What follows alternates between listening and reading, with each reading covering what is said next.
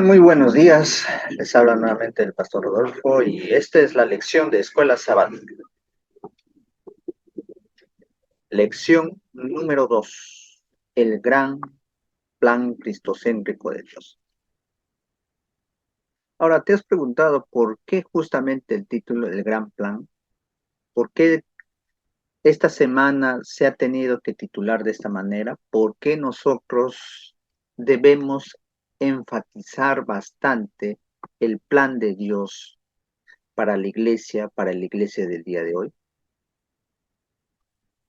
Empecemos con, Dios Padre que estás en los cielos, gracias Señor por esta mañana. En estos momentos queremos agradecerte por todo lo que haces en nuestra vida, en nuestra salud, y permite que esta lección para tus hijos, los maestros, pueda ser de gran bendición para cada grupo pequeño, para la iglesia también. Te lo pedimos en el nombre de Jesús. Amén. Entonces vamos por el versículo de memoria. Dice, alabado sea Dios y el Padre de nuestro Señor Jesucristo, que es en Cristo, nos bendijo con toda bendición espiritual de los cielos. Efesios 1:3. Ahora, ¿cómo, cómo nosotros, como seres humanos, nos enfatizamos en ello? Ahora, la semana pasada hemos estado enfatizando bastante todo el contenido del libro. Así que vamos directamente al asunto. ¿Por qué nosotros somos elegidos y aceptados por Cristo? Es simple. Pablo incluye una lista de regalos. ¿Y quién no le ha gustado los regalos? Díganme ustedes. A veces en una celebración, en un cumpleaños o a veces a fin de año, pero hay, como dice, nostalgia, alegría cuando muestran los regalos. Pero Pablo muestra esa serie de regalos en Efesios 1:3 al 14. Son bendiciones del Evangelio. ¿Cómo proporciona el Evangelio en mi vida? ¿Cómo cambia la magnitud, la proporción que Cristo hizo? O sea, la bendición espiritual en los cielos. La bendición que sea parte del griego neumáticos sugiere que ocurre mediante el Espíritu, que es neuma en griego. Y cierre la bendición de Pablo que celebra la obra del Espíritu Santo en la vida del creyente.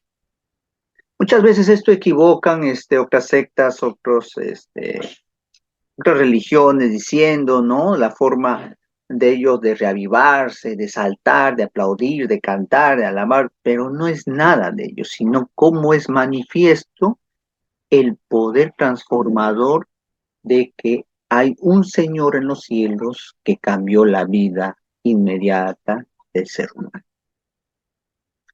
Ahora fíjate justamente ahora en Efesios 1:4 y comparte con ello en Efesios 5:27. O sea, hay una comparación como hijos e hijas entrañables en la virtud de la creación y redención en Cristo.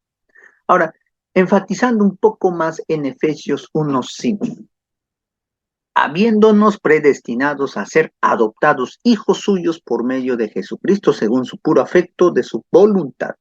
Esta expresión, habiendo predestinado, prorizas en griego, que literalmente significa habiendo puesto una marca con anticipación, un paralelo de la idea de la elección y sugiere que otra vez el hecho de que el plan de Dios había sido decidido desde la eternidad. No es esto que se planificó, se hizo al instante.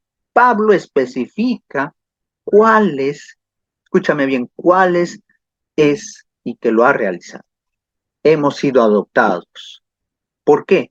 Porque hemos sido parte del mundo. Y Jesucristo se manifestó en los hombres. Fueron creados para hacer compañerismo con Dios y no estar alejados. Qué sorprendente. Eso me muestra también en Génesis 1:26, en Hechos 17:28. Pero el pecado cerró esta brecha y el hombre se hizo apartado. Por lo tanto, Dios decidió por medio de su Hijo la restauración condicional para nuevamente otorgarle la oportunidad al ser humano caído. Por eso ahí viene la palabra adopción, que es autotesia, Es una idea peculiar de los escritos paulinos que aparece en el cinco veces ahí en Romanos 8:15, versículo 23, capítulo 9:4, Gálatas 4:5, Efesios 1:5. Y parece que el apóstol toma más de costumbres romanas que la práctica de los judíos. La adopción como traslado legal de un niño, de una familia a otra. Como parece que la ley judía era para todo posible.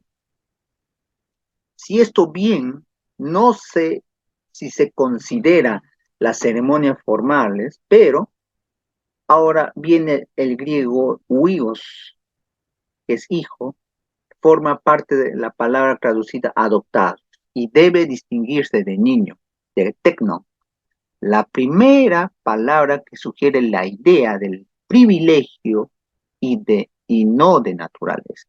Por lo tanto, Pablo muestra la condición como el hijo no descansa en relación natural que los humanos disfruten por haber sido creados por él, sino sobre una nueva relación mediante la gracia, actualizada y hecho posible en nuestro Señor Jesucristo. Ese sentido da la vida espiritual, una adopción. Pablo acepta a la familia, aquellos que por naturaleza no pertenecían a él. Sorprendente es ver esto de la lección de escuela sabática. Ahora vamos, ¿cuál ha sido el costo de lo cual ha sido grande ahora en el capítulo 2? Ahora, siendo la condición del hombre, siendo oscura, tenebrosa, la forma como lidia, la forma como está el ser humano el día de hoy y el embate de noticias que muestra cómo va la condición de una imagen caída a una resbalosa y totalmente deprimente. Entonces, ahí se traslada lo que nos menciona en Efesios 2:1, muertos en sus delitos y pecados, pero andando o haciendo como Satanás les ordenaba, Efesios 2:1-3. Vamos a decir, como Satanás ordenaba, mata, asesina, roba, asalta, hurta, destroza, quema. Y eso es lo que hacen las noticias del diario vivir. Esclavizados al pecado y Satanás, no tenía capacidad de liberarse, necesitaban un rescate, sí o sí.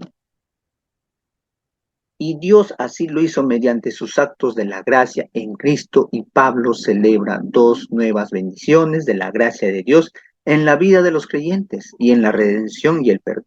Efesios 1:7 y 8 es la redención como frecuencia del Nuevo Testamento. Date cuenta. Ahora la pregunta es, ¿qué tema importante del pasaje de Efesios, capítulo 1, versículos 7 y 8, la palabra traducida es redención en Efesios 1:7 es apolutrosis, que originalmente es la libertad de un esclavo o de pagar la libertad de un cautivo. Lo que me sorprende, y vamos con relación a ello, porque siempre hay que estar viendo cómo estamos el día de hoy para que este mensaje pueda llegar a más. Se ha estrenado últimamente la película de Mel Gibson, ¿sí?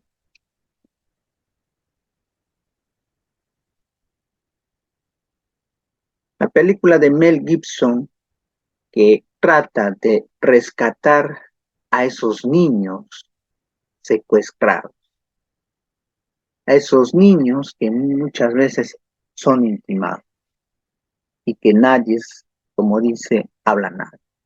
Pero este personaje los sacó a la luz y ahora está en los cines. ¿Cómo ha hecho nuestro Señor Jesucristo ese gran rescate sobre alguien que prácticamente no tiene ni importancia en la naturaleza? El día de hoy sí nos preocupamos, sí, por los derechos, por cada situación, pero hay muchos niños que muchas veces están intimados en esa parte y a veces una vida trágica. Te invito también, como dice, a que puedas ser parte y puedas observar ese esa película para que tú tengas una opinión también.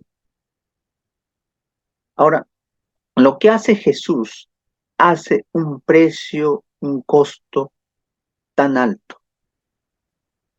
Y es eso también que es lo que nosotros valemos como seres humanos, que nosotros mismos no merecemos, pero Él lo compró. Una tremenda redención, una tremenda actuación, un tremendo perdón, un sacrificio, algo que realmente costó verdaderamente en la cruz y mirar, sí, ese es el Hijo de Dios. Por eso Pablo decía, Él no se manifiesta, sino soy esclavo de nuestro Señor Jesucristo. Yo soy por Él. Y es eso lo que nosotros debemos llegar. A veces estamos en los cargos, estamos en los medios, y a veces, como dicen, nos fascinamos, pero no reconocemos. Y tenemos que reconocer eso constantemente. Si no, nuestra vida espiritual no hay equilibrio de decir tanto orgullo. El orgullo le pertenece al enemigo. Mientras tú muestras humildad y realmente reconoces quién es tu Salvador, Él es quien te salvó de las tinieblas, del calabozo oscuro, a la luz admirable. Ahora, ¿cuál es el plan de Dios? ¿Cuál fue llegando a su tiempo y alcanzó Efesios 1, 9 y 10? Pablo hace ello, o sea, muestra el plan, muestra la decisión, muestra cómo se ha ido llegando en ese momento. Y Pablo utiliza el gráfico justamente del griego anapelaiosatai, que es reunir, restaurar, recuperar todas las cosas en Cristo. Queridos amigos, amigas, ¿cómo vamos a poder recuperar una naturaleza totalmente perdida, una naturaleza corrompida? Es por eso que tú también tienes que centrarte y ver cuando se hace una campaña, cuánto ha caído esa persona dolida, a veces regañada por otros, a veces muy apartado de su familia. O sea, tanto ha sido la caída y qué estrategias. Pablo también ha sido un estratega y cómo hizo para elaborar el plan de salvación. No es así nomás hablarle, mencionarle. Acá es un poder de intelecto. Por eso se transforma y se actúa también con todos los dones y talentos que nosotros tenemos al servicio de Dios. Pablo comparte y hace largo esta carta, pero comienza con un plan de unificar todas las cosas. Cimentó en la muerte, resurrección y ascensión y exaltación de Jesús. O sea, habla de un principio, de un fin, como antes, durante y después pasó nuestro Señor Jesucristo, de manera que la iglesia advierte los poderes del maligno en la marcha del gobierno divisor en él.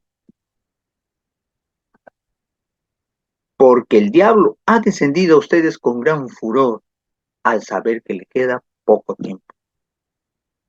Y si le queda poco tiempo, ¿cuánto más nosotros debemos hacer ese gran sacrificio para buscar a otras personas? Como Dios ha sacrificado esa parte para cada uno de nosotros. Vivir en alabanza en Dios es la otra parte también de la lección, de cómo nosotros debemos glorificar, debemos tener en cuenta ello, ¿no? En Efesios habla acerca del cómo es el perdido el sentido de quienes no son cristianos y han desmayado. En Efesios 3:13. Pablo desea volver a reformar su identidad como cristianos. Los creyentes no son víctimas de decisiones, ni arbitrarias de diversas deidades o poderes astrales, son hijos de Dios. Muchas veces confundimos eso a la fe.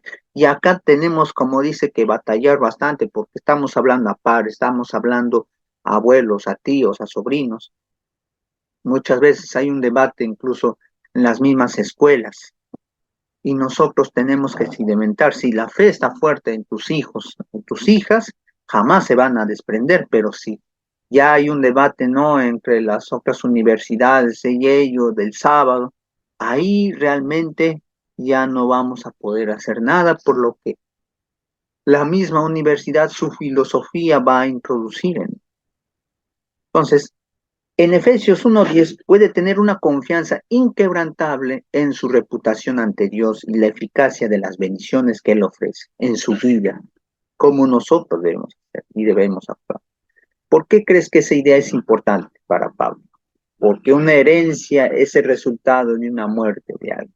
Entonces, hayas dejado un tesoro valioso o suma considerable de dinero, según Pablo, en virtud de la muerte, los cristianos han recibido una herencia de parte de Dios.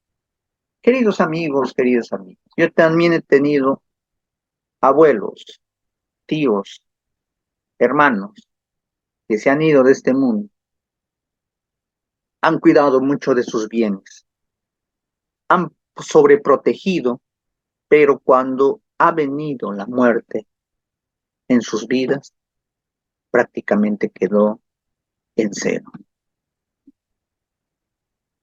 ¿A qué nos afanamos? ¿A qué nos abalanzamos muchas veces? ¿A qué nos corrompemos, vamos a decir así, para proteger y al final, después de muerte, ya no queda nada?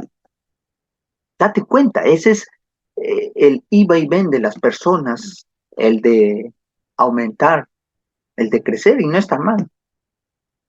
Por eso acá Pablo considera bastante una herencia mucho mejor en la eternidad. Y a veces hay eso de discrepancia en la iglesia, y permíteme decir que hay alto y bajo, la clase alta, media, baja. Eso ya se tiene que derrumbar, queridos amigos, porque en la iglesia solamente debe haber una sola, y los que, como dice, los que han sido salvados por Jesús. Y eso es la alta, la clase media, alta, incluso baja, de los cuales, ¿qué te digo? Que todos nos igualamos, porque Jesús pasó por todo por amor. Y nos merecemos esa herencia, claro que sí, nos merecemos, aunque algunos, no me merezco, que yo soy así, me falta. No, para nada. Esa herencia de Dios es claro y seguro en Efesios 1:18, y también el significado probable de Efesios 1:11, que luego se tradujo como Él.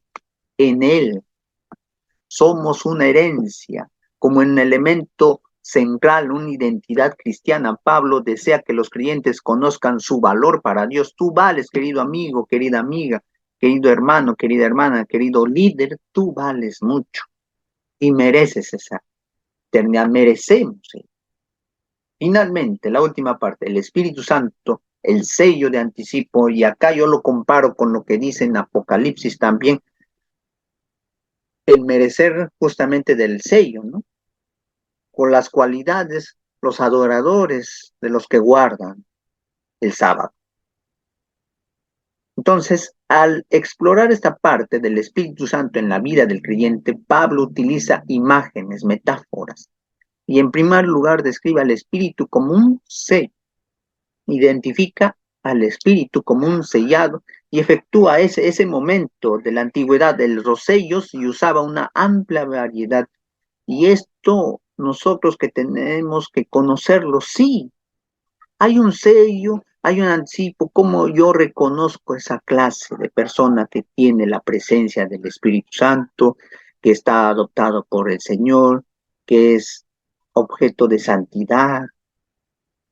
¿Te das cuenta? Entonces, todo de lo que tú has ido viendo, la parte de un sello, que es un sello normal, vamos a decir, del día de hoy, ¿no? Pero en la parte espiritual tiene que ver mucho más, sellados en el Espíritu Santo prometido. O sea, Pablo indica claramente que cuando alguien le da su vida a Jesús y cree en él, el Espíritu Santo sella.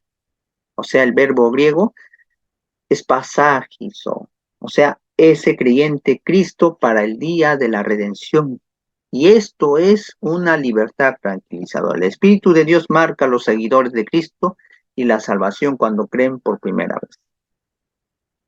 Esto, queridos hermanos, amigos, nos debe llenar de alegría, de amor, de nostalgia, porque tenemos esa seguridad, no decimos, no, mereceré, me castigará, soy pecador. soy pecadora, no merezco el cielo. Tú ya estás sellado, querido amigo, mediante el Espíritu Santo. Y es por eso menester que cada uno de nosotros debemos seguir predicando, debemos seguir animando a otros de la verdad, de cómo debemos prepararnos para ese gran victoria. La palabra que se traduce como garantía era un préstamo hebreo que se usaba ampliamente en el griego como koiné en los tiempos del Nuevo Testamento, indica primera cuota, depósito, pago inicial, anticipo. Y cuando hablamos de esto es ya prácticamente de banco, de cuentas, una cuenta bancaria. Ahora, Pablo es entrañable y la presencia del Espíritu Santo en la vida de los clientes, que es un anticipo de la herencia en plena salvación, redención con la venida de Cristo. Nuestro trabajo es recibir con corazón agradecido y sumiso que nos ha ofrecido en Cristo Jesús y seguir predicando como lo hacía Pablo. Entonces, podemos resumir en lo siguiente, ¿no? Cristo es el principal, el fundamento por el cual tú estás aquí en la iglesia, sentado con tu familia. Estás por nuestro Señor Jesucristo que te salvó totalmente de la oscuridad a la luz. En segundo lugar, nos habla esta lección cómo debemos relacionar la obra de la tremenda salvación que hizo a costo de muchas cosas para que tú y yo estemos dentro de los redimidos. Y tercero, ¿cómo me puedo distinguir para merecer esa herencia eterna? Si tú has comprendido hasta aquí la lección de escuela sabática, pregúntate, en esta mañana, en esta tarde, en esta noche, donde tú estés escuchando, ¿cómo puedo apoyar mi fe para que pueda seguir creciendo? Repasando y estudiando la lección de escuela sabática, leyendo más acerca de su palabra. Preguntar también, tanto en la iglesia como también en alrededor, cómo poder captar a otros para la salvación de Dios. Que Dios te bendiga, que Dios te guarde. Gracias por seguirme y no te olvides de dar un like a este vídeo para que pueda seguir creciendo, para que lo puedas compartir con otros y pueda también de ser manifiesto para cada una de las personas.